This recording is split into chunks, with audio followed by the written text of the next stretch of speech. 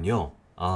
제목이 이렇습니다. 죄 없는 사람이 먼저 돌을 던져라 라는 제목인데 아주 유명한 복음 말씀이고요. 제가 또 무척 좋아하는 복음 말씀입니다. 그래서 딱 적어놨거든요.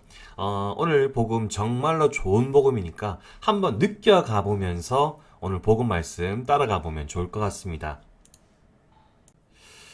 그러면 본격적으로 교리로 한번 들어가 보죠. 오늘 일독서를 보면요. 일독서는 이사야 예언자가 했던 말입니다. 이사야 예언자가 본격적으로 자기 말을 하기 전에 하나님이 어떤 분인지를 잠시 묘사합니다. 하나님께서 이스라엘 백성을 위해 바다를 가르시고 길을 내어주셨던 놀라운 일을 기억하는 말들을 쭉 합니다. 이게 뭔 얘기냐? 우리 자주 봤던 겁니다. 이 그림도 자주 봤죠. 이스라엘 사람들이 이집트에서 노예 생활하다가 하나님의 도우심으로 이집트를 탈출합니다. 근데 이제 막 가는데 이집트에 있던 그 왕이 화가 났단 말이죠. 그래서 이 이스라엘 사람들을 쫓아옵니다. 저 노예들이 도망을 가는데 저것들 없애버려야 되겠어 하면서 쫓아오는데 눈앞에 바다가 있었던 거죠. 홍해라는 바다가 있었습니다. 그때 바다가 갈라지죠. 그리고 이스라엘 사람들은 그 갈라진 홍해 바다를 걸어서 건너가고요. 이집트 사람들은 그 이스라엘 사람들을 잡으러 막 오다가 바다에 빠져서 죽게 됐다라는 이스라엘 사람들의 체험이 있죠. 어마어마한 체험이 있습니다. 자신들의 민족이 생길 때 그때 경험했던 체험이 있는데 이사야 예언자는 그때의 체험을 다시 한번 딱 얘기합니다. 왜 얘기하느냐? 우리가 믿는 하나님이 그 하나님이 정말 위대한 분이다, 대단한 분이다 라는 걸 되새기는 거죠. 그러면서 이렇게 얘기하는 겁니다. 그렇게 위대한 하나님이 새로운 일들을 하려고 그러신다.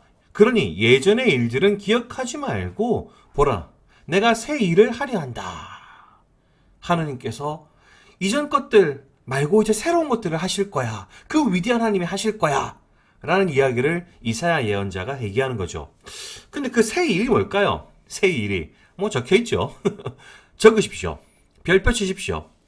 하나님이 하려 했던 새로운 일이란 이거죠. 예수님을 보내는 일입니다. 예수님을 통해서 사랑의 율법을 새로 세우고 당연히 사랑의 율법이니까 용서에 관한 이야기들, 용서의 말들이 쭉 생겨나가겠죠. 용서에 관한 일들. 그리고 예수님은 죽을 때까지 사랑하셨습니다. 이건 비유적인 게 아니란 거 아시죠? 죽을 때까지, 진짜 죽을 때까지 사랑하셨습니다. 그리고 죽었는데 하나님이 부활시켰단 말이죠. 그 모든 일들, 사랑의 율법을 이야기하고 용서를 얘기하고 그러다가 죽기까지 했지만 하나님이 살려주시는 그 모습들, 그 일을 하나님은 계획하셨고 보여주셨죠. 자, 적으시고요. 별표 주십시오. 이게 오늘 핵심입니다.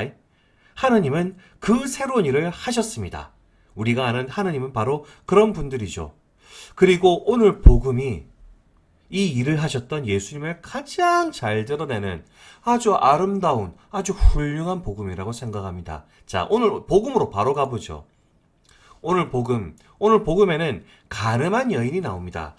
이 가늠한 여인을 어떻게 표현하면 좋을까요? 구체적으로 어떤 죄를 지었는지는 여러분들에게 이렇게 방송으로 설명하기 좀 그렇고요. 주일학교 선생님한테 물어보십시오. 그냥 나쁜 죄입니다. 나쁜 죄를 지었는데 이때 당시에는 이 간음이라는 걸 하면요. 굉장히 엄했습니다. 아니 잔인했습니다.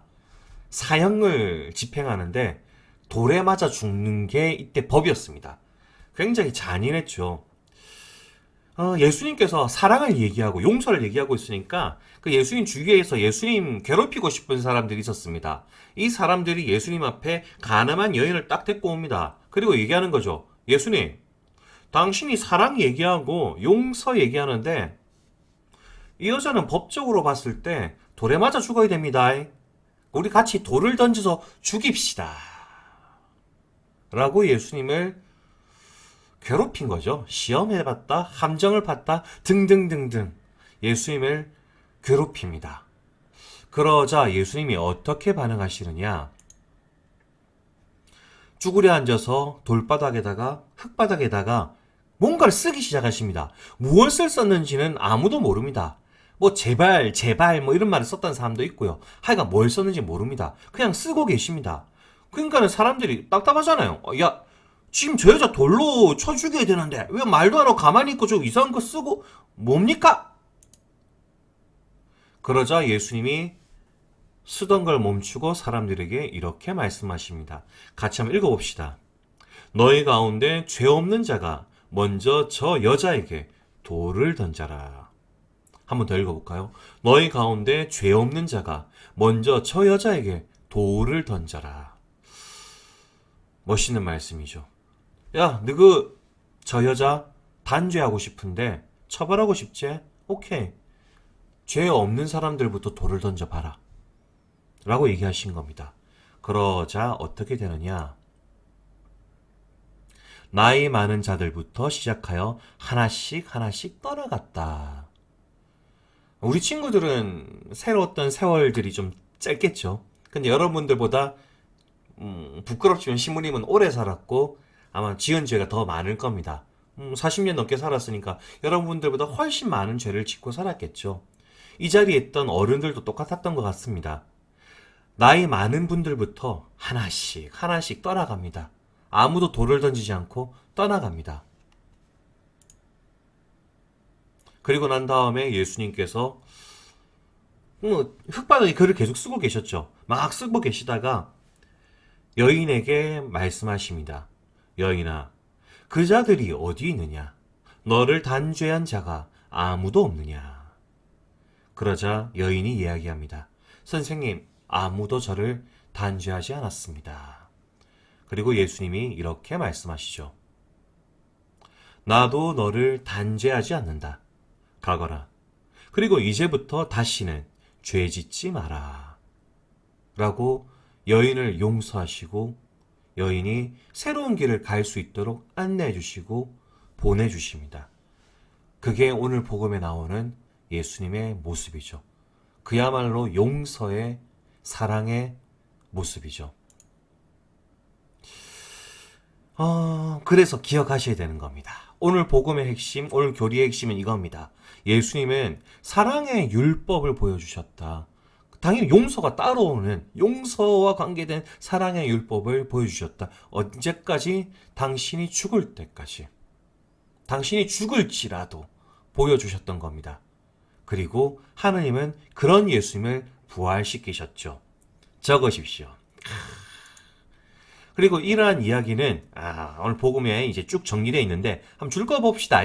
예수님께서는 가늠한 여인을 용서하시고 새로운 삶을 살 기회를 주시는 장면이 나와요. 사람들은 잘못한 여인을 예수님 앞으로 데리고 와서 외쳤어요.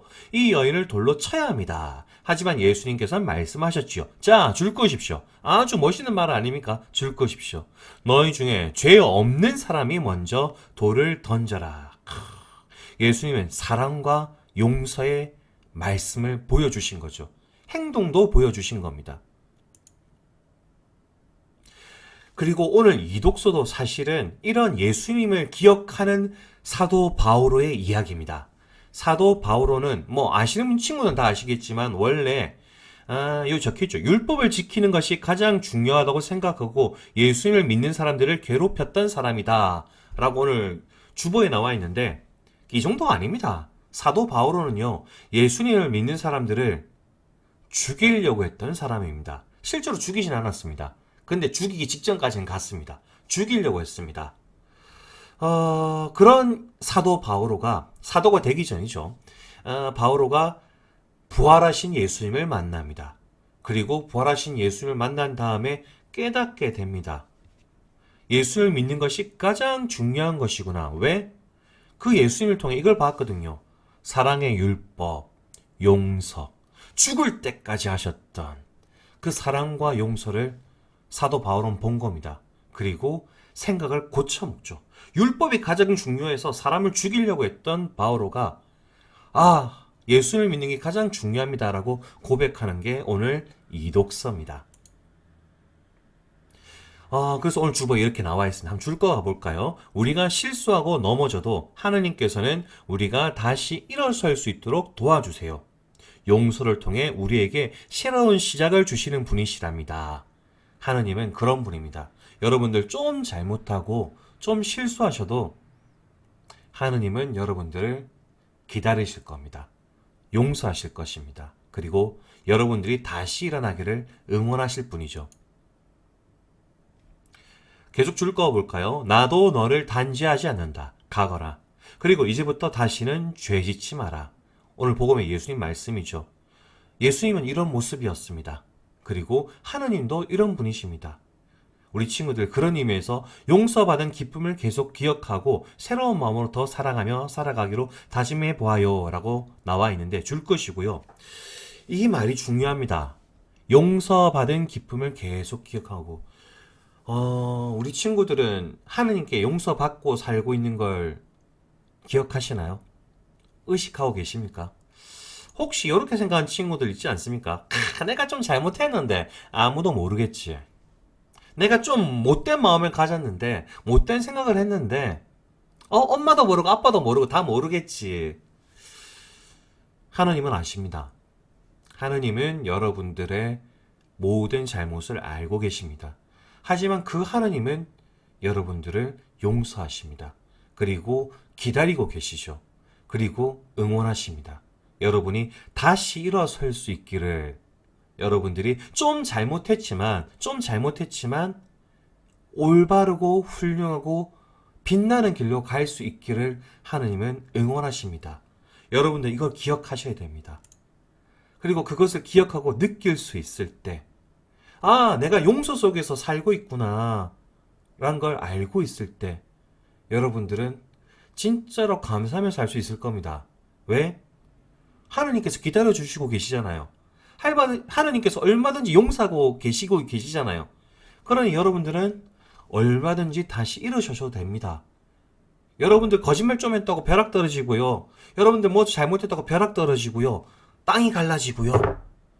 하나님은 그런 분 아닙니다. 여러분들을 기다리고 계시고 용서하시고 계시고 응원하고 계십니다. 그러니 여러분들 좀 잘못하셔도 다시 일어서시면 됩니다. 하느님께서는 그걸 기다리고 계시고 그걸 응원하고 계십니다. 그걸 느껴보셨으면 좋겠습니다. 그걸 기억하면서 우리 친구들이 꼭 살았으면 좋겠습니다. 나도 너를 단죄하지 않는다. 가거라. 그리고 이제부터 다시는 죄 짓지 마라. 그 말을 여러분들에게 계속하고 계신 그 하느님을 기억해 보셨으면 좋겠습니다.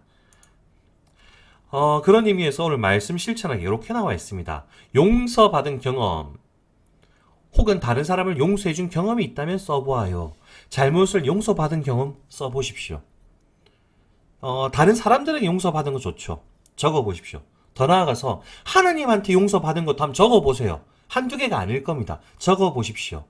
그리고 그것이 충분히 쌓이면 내가 충분히 용서받고 있다라는 그런 존재라는 걸 안다면 여러분들 용서하며 사셔야 되겠죠.